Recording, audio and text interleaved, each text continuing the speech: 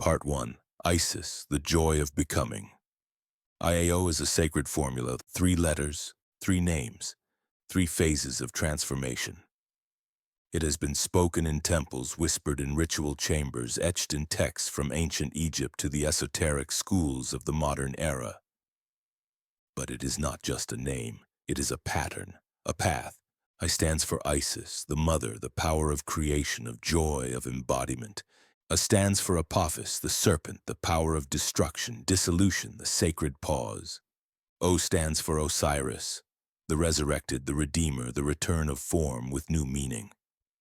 This formula is not distant. It is alive in you. It's how you learned to play music. It's how you fell in love, and how you almost lost yourself in the grief of it, until you emerged with a deeper heart. It's how your favorite stories began in wonder, dulled with repetition, then gleamed again when you found yourself within them. IAO is the rhythm behind every real transformation, from joy to silence to truth.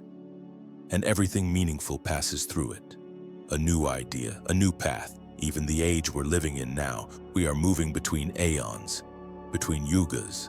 The old formulas of dominance are fading. The formulas of power over are collapsing. What comes next will be built on power with, not control, but coherence. Not empire, but alliance. And so we begin here at the start of the cycle, with Isis.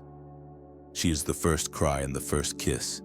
She is the lush breath of spring, the joy of becoming, the embrace that asks for nothing but your presence. Isis the beautiful, Isis the initiatrix, Isis whose veil no mortal may lift, unless they first become like children again. To invoke the letter I is to enter the current of creation, not abstract creation, but felt, embodied creation. Life is sweetness, life is surge, life is yes. She is not soft because she is weak. She is soft because she is so powerful. She has no need to harden. To dwell in Isis is to remember what it feels like to be held. To be allowed to feel pleasure without shame. To experience life not as a problem to solve, but as a gift to receive. She is the pulse in your fingertips when they tremble with love. The echo in your womb, or in your belly when you long to make something real. Not to impress, but to express. To dwell in Isis is to say yes to the self before fear, yes to the moment before evaluation, yes to the life that already exists underneath the noise. She is not only the mother of children, she is the mother of rhythm, the mother of delight, the mother of music and hunger, of sweetness and flow. She is the beauty that doesn't ask to be earned. She is the song that plays before words return. She is the heartbeat of becoming. And you have known her when you saw something so beautiful it made you ache. When you loved someone so purely you forgot yourself. When you began something new and it felt like the world opened. That was her. That was always her. Even boredom begins in beauty. Even stagnation was once a bloom. All things begin with Isis, because she is the gate. She is the impulse. She is the spark in the dark that says, let there be life. She is not naive. She knows the cycle. She knows the fall will come, but she offers herself anyway. Because joy is worth the risk. Because creation is sacred, even if it must later be surrendered. Do you feel her now? Not as a statue, not as an image, but as a state of presence, a state of yes, a state of being awake to the miracle of experience. Isis is not far. She is the warmth behind your breath, the clarity in your eyes after you've cried, the pleasure that comes when you do something well, not for approval but for love. She is the scent of the earth after rain. She is the color of light through closed eyelids. She is the part of you that can still be moved. Breathe with me now. Inhale. Feel the lungs fill. Hold that fullness. Exhale slowly. Let it leave. And again, inhale, hold, exhale. This rhythm is hers. This rhythm is life. This rhythm is becoming. The mystics say the veil of Isis hides the mysteries. But that's not quite true. The veil of Isis is the mystery, and to sit with her is to sit with the unknown. Not to solve it, but to honor it. Isis does not demand that you understand, and she only asks that you show up, that you feel, that you allow yourself to be touched by what is real. And so we begin here, in joy, in sensation, in the sacred current of becoming. Say yes to what is already alive in you. Say yes to what wants to bloom. This is the first stage of IAO, the yes before the silence, the life before the loss, the sweetness before the surrender. She is Isis. She is the beginning, and she welcomes you. Part 2, Apophis, the silence between. The warmth has faded. What once shimmered with joy now grows still. Not cold, not cruel, just quiet. You begin to notice the absence of spark. The glow of inspiration that once animated your path dims. And this is not a mistake. It is not a failure. You have simply crossed into the next phase of the cycle. This is the letter A. This is Apophis. In Egyptian myth, Apophis, or Apep, is the great serpent of the underworld. He rises each night to challenge Ra, the sun god, in a battle that repeats eternally. But this is not a story of good versus evil, not in the way we've come to expect. Apophis is not a villain. He is not the destroyer for destruction's sake. He is the force of unmaking, the necessary dissolver of forms. He is the guardian of silence, the pressure that breaks momentum. He is the breath held too long, the sound cut short. Apophis is not a punishment, he is a passage. If Isis is the joy of beginning, then Apophis is the stillness that follows. The pause where we question what that joy meant and whether it can last. This is the part of the cycle where the inspiration fades, the body slows, and the path becomes unclear. Not because you've done anything wrong, but because you've come into contact with what is real. Think back to something you once loved, a song, a craft, a person, a spiritual practice. It began in ecstasy. You couldn't get enough of it. And then, one day, without explanation, it began to feel hollow, dull, repetitive. You wondered if it had lost its power, but in truth, it was you who had changed. That initial joy had reached its limit. And now, the silence had arrived, not to end it, but to prepare you for something deeper. This is what Apophis teaches. Apophis is not chaos for its own sake. He is the sacred undoing that clears the field, the breaking down of form so that meaning can be reformed. To enter Apophis is to experience the slow death of false certainty. It is to sit in the stillness after the story ends. It is the moment when your rituals no longer work the way they once did. Your identity begins to fray. Your sense of direction dissolves. This is the darkness the mystics called the night of the soul. And it is here in this quiet that the next self begins to stir. Not in triumph, but in stillness.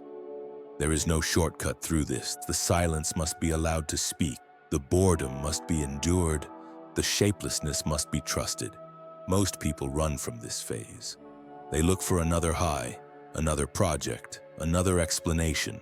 They run back to Isis, trying to reignite joy without allowing space for death.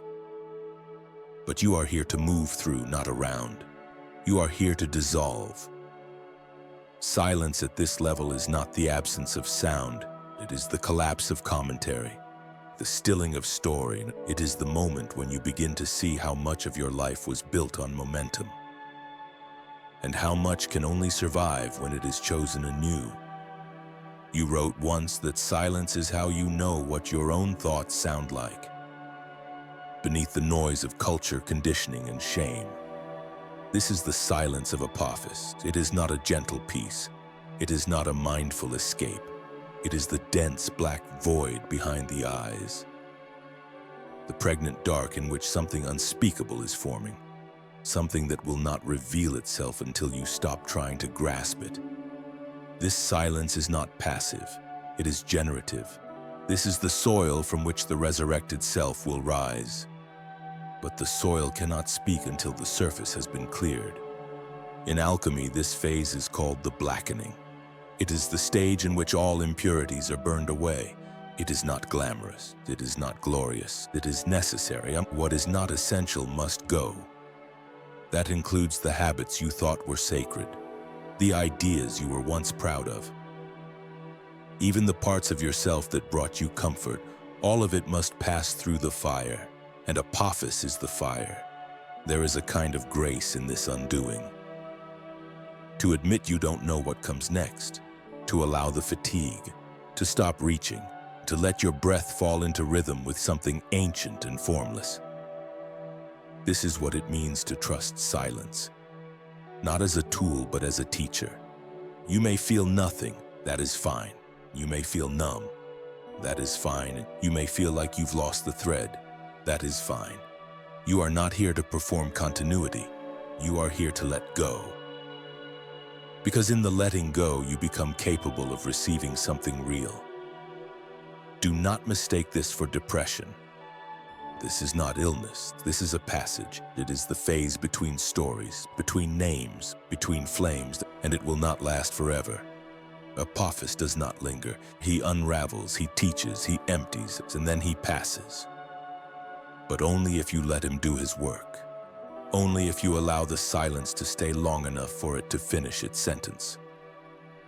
There is no need to rush. Nothing will be lost. You are not falling behind. You are being burned clean. And yes, it hurts, but the pain you feel is not the pain of destruction. It is the pain of surrender. So sit. Sit in the silence.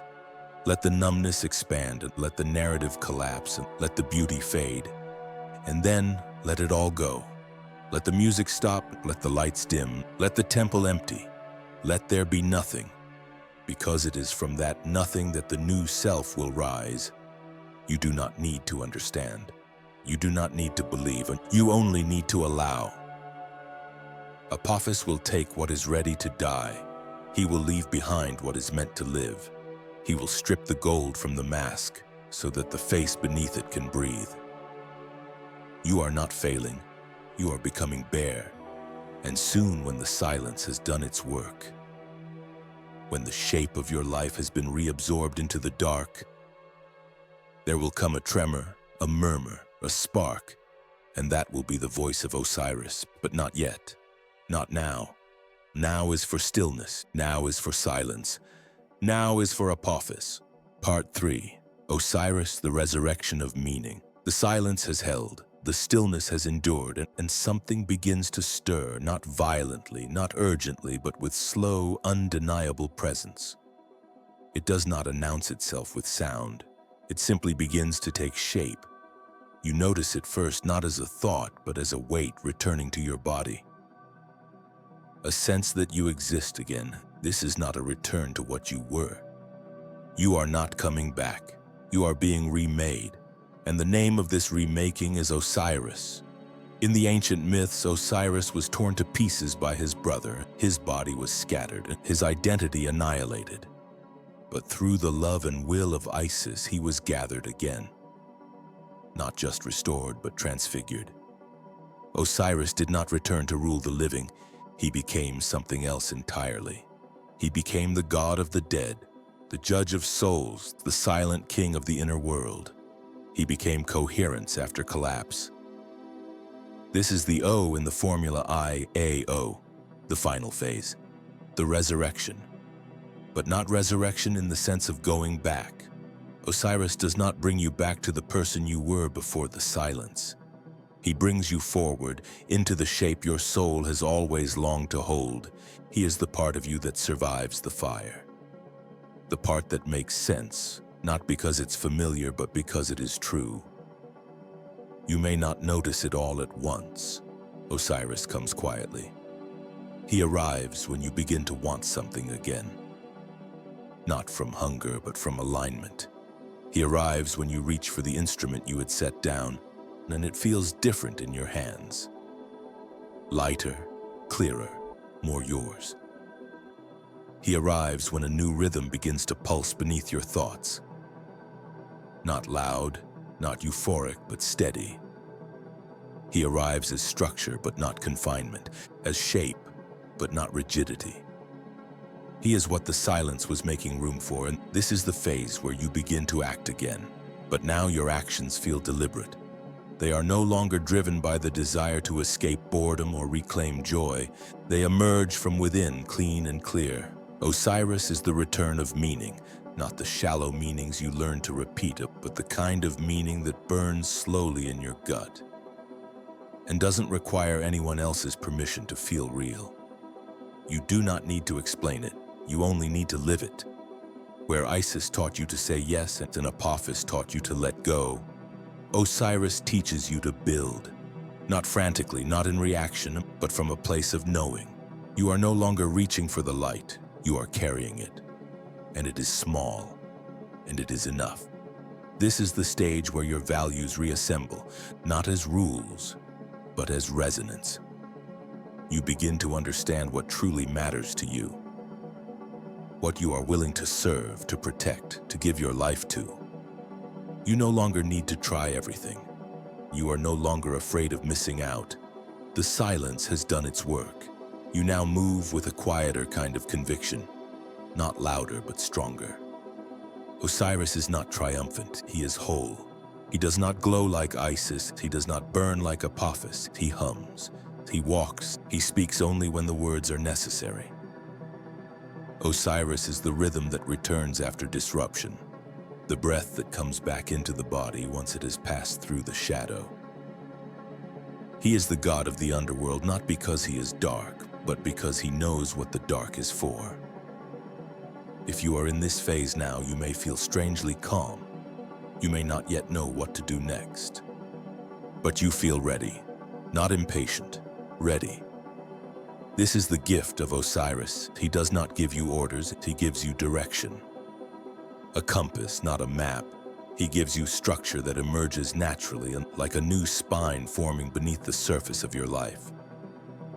This is when the songs return, the rituals take root, the magic begins to hum again. But you are no longer chasing sensation. You are choosing integration. You are no longer performing a version of yourself that fits someone else's story.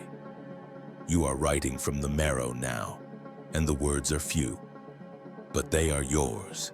You may find that some people no longer recognize you. Let that be. Osiris is not for everyone, and he is not here to please, and he is here to embody. You may find that you lose interest in things that once consumed you. That is not regression. That is refinement. You are becoming more coherent, more exact. You are beginning to know what it means to live in accordance with your own law. This is the moment to ask, what is worth returning for? What is worth building now that you have passed through the fire? What is worth serving, not out of fear or pride, but out of alignment?